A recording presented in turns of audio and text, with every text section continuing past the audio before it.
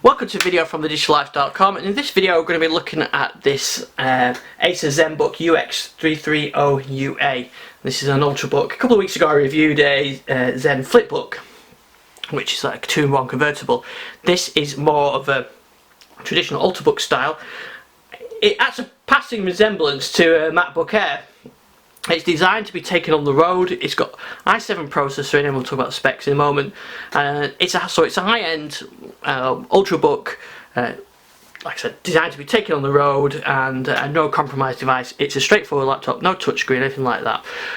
So let's start off with the specs. It's got a 6th generation Intel i7 processor, 8GB of RAM, and a 500GB SSD drive, which means it's going to be nice and fast. I'll talk about that in a moment. I'll show the design of it before I go into some other stuff on it. Like I said, it's got a nice backlit keyboard. It does have passing resemblance to a MacBook, even with the way it tapers off at the side.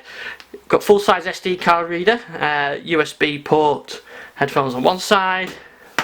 On the other side, we've got mini HDMI, USB-C, not Thunderbolt, but USB-C, and another HDMI port, another USB port, and power.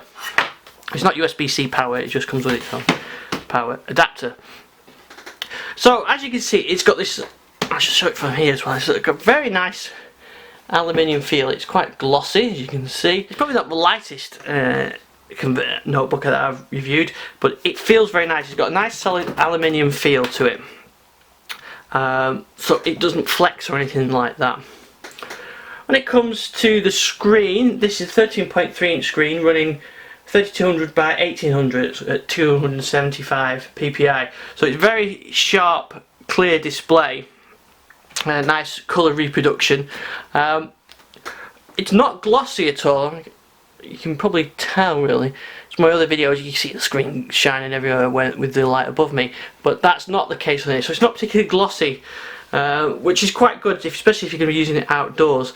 But colour reproduction is very good, and it's very sharp. That high resolution is very nice. So this would be very good for anything that requires a nice sharp screen. Now, there's no washed out look or anything like that. The bezels are quite large, I suppose, bigger than the Dell XPS 13 that we've recently reviewed, but it is a nice screen, I've got to say that. So when it comes to the keyboard is the Island type. There's a 1.5mm travel per key, and it's a very nice keyboard. There is a little bit of sponginess, as you can see, as it moves, but not very much. It's certainly a better keyboard than something like the Surface Pro 4, which I use all the time and do like. It's just this is a better keyboard. So this is a really nice keyboard. You can certainly do plenty of typing on here, and you're going to have no problem at all. So it's definitely a machine that you're going to enjoy typing on. So the i7 processor means it's going to be nice and fast. It's and the SSD hard drive, really, and the 8GB RAM combination makes it very fast. So loading tabs up. So loading tabs up in Edge is nice and fast. It's all very, very smooth. That that i7 processor will be plenty good. We'll try it with Minecraft in a minute, actually, but certainly you have no problem doing photo editing on here, video editing. It's going to run Chrome. It's going to really run anything you can throw at it. The only probably limiting factor, the 8GB of RAM, is probably a bit small if you're going to be loading up Hyper-V and loads of virtual machines on it. That's probably the only limiting factor. It hasn't got a separate GPU either, so it's not going to be an amazing gaming machine, but it is going to be a fast machine, and I'd certainly be happy using this for doing podcast editing, video editing, and going through my photos. So i7 processor, definitely going to handle all the tasks you can throw at it really well. That also means, the good thing about the i7 processor and the large battery is actually it gets really good battery life. I used to say about 12 hours. I was finding it more like 10 hours. If I'm going to stick Minecraft on here now and play that, that's going to go down considerably, but we'll give it a play anyway. For an i7 processor, that's actually pretty good. So Minecraft, as you can imagine, with an i7 processor not being particularly demanding, is really good and works works really well. It is a very snappy device. Let's have a sound on. Let's have a listen to the sound. In fact, let's put some music on. We'll have a listen to what the speakers sound like. I can hear the fans kicking there. That's the first time I've heard the fans kick in when I've been using Minecraft. For normal operation, the fans don't kick in at all. Try a bit of music on there. That's on full volume now, so we'll see what it sounds like when the song starts. But it's probably a bit on the tinny side actually. But you can hear the bass there. It's just that treble sounds a little bit tinny, but it's certainly louder than maybe my MacBook Air. I've got an old MacBook Air, a little one, the 11-inch one, and that's really quiet. This is much louder. And there's the stereo speakers. Actually, you can hear the stereo separation quite nice on that. So, for playing music, watching videos, anything like that, that would be really good.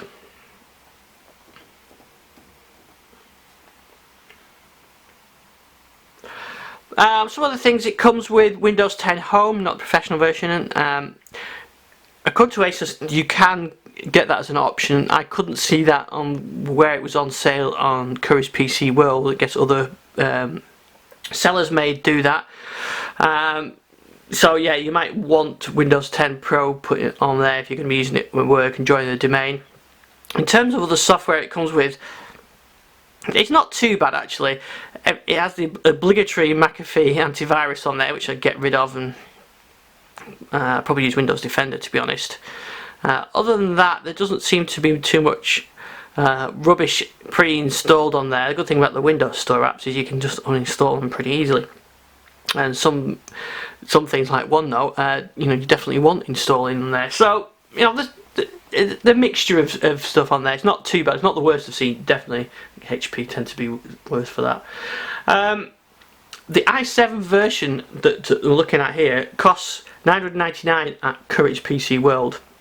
So if you were to look at, say, a Microsoft Surface Book with i7 processor, there isn't an exact match with i7 and 8GB of RAM and 512 SSD.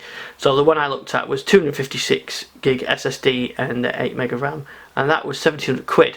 Now I know you're getting the touchscreen with that, but if you want it primary as a laptop, you can see the value you're getting there. If you compare it to a MacBook Air, it's cheaper than a MacBook Air with better specs as well. So you're actually getting, I think this is a good value for money device. It's probably not the most exciting device, as in it's not ultra thin or got touchscreen or convertible or special hinges. It's a really solid, well made, premium feeling laptop. It's got the Ultrabook styling, very, like I said, MacBook styling, but with the solid specs of the i7 processor, SSD drive and 8GB of RAM. So overall I really like this. The battery life has been impressive as well. The fan's still spinning from playing Minecraft by the sounds of it. So the battery is currently reporting an hour for 36%. I found, when I've been testing it this week, it's probably 8 to 10 hours for browsing, and as you just fire up things like Minecraft, it goes down. But that's probably longer than, it's certainly longer than my Surface Pro 4, which has got an i5 processor in it. So for someone that needs to go out on the road with a solid laptop, plenty of battery life, decent processor, this is definitely worth looking at. I would definitely put this on my recommended list. So thanks for watching this one. If you want to look at some other stuff, we've got reviews of the Surface Pro 4, we've got reviews of the ASUS Flipbook, and we've got Lenovo and HP and Dell, all on the digitallifestyle.com on our YouTube channel. So thanks for watching this video.